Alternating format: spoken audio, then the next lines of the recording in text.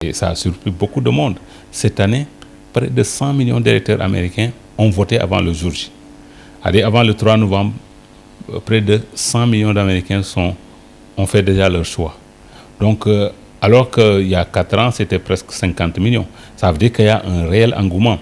Et les analystes ont peur pour Donald Trump.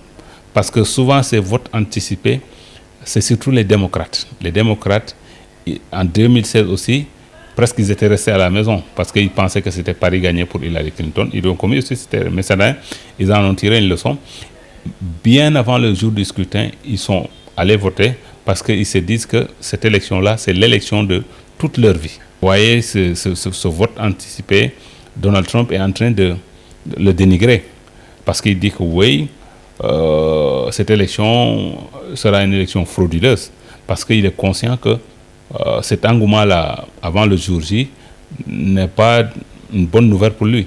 Souvent, ce qui se passe pour Donald Trump, en 2016 l'a montré, ceux qui se mobilisent le jour du vote sont favorables à Donald Trump parce que c'est souvent des républicains qui sont décidés à aller voter le jour du vote parce qu'ils sont pas très enthousiastes à voter de manière anticipée.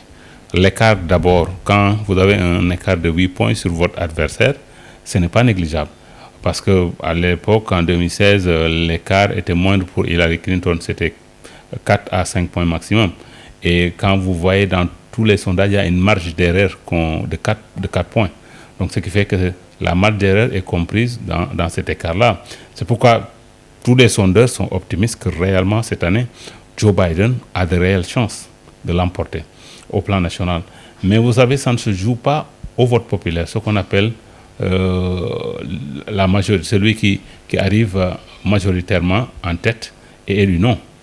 Parce que ce qui se passe, c'est que souvent, ça se décide au niveau des États, ce qu'on appelle les grands électeurs. Ils sont au nombre de 538. Ces grands électeurs sont choisis à raison de 2 sénateurs par État et le nombre de représentants. Les représentants, c'est un peu la chambre basse du Parlement américain. Ils sont 435, donc proportionnellement à la population, donc on attribue ces grands électeurs, ce qui fait que par exemple le plus grand État des États-Unis, la Californie, a 55 grands électeurs. Le Maine, qui est l'un des plus petits États, en a 3. Donc au minimum, il faut 3 grands électeurs. Mais ce qui est passionnant, par exemple, ce qu'on appelle les États indécis, les swing states. Et ça fait beaucoup de jaloux et ça commence à faire désordre dans la démocratie américaine parce qu'on voit que tous les 4 ans, c'est 6, souvent même moins, 4 à 6 États qui décident finalement du sort du scrutin. Vous vous rappelez, en 2016, c'était la Pennsylvanie, le Michigan, le Wisconsin qui avaient presque propulsé, et la Floride qui avait propulsé Donald Trump vers la victoire, cette victoire surprise face à Hillary. Ça recommence cette année. Ils sont au nombre de 6. C'est le Michigan, le Wisconsin, la Pennsylvanie, la Caroline du Nord, la Floride et l'Arizona. Et ce qui est frappant, vous prenez un petit État en termes de grands électeurs comme l'Arizona, qui est un peu vers l'Est, avec juste 6 grands électeurs, et qui peut faire basculer l'élection américaine en faveur de Donald Trump ou de Joe Biden.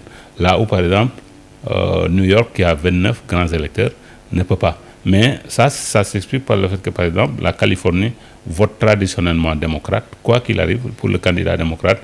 New York aussi, c'est pareil. Par exemple, un État comme le Texas vote souvent républicain. Donc il y a chaque parti, que ce soit les démocrates ou les républicains, ont leur bastion. Les États, quoi qu'il arrive, vont voter. C'est très rare.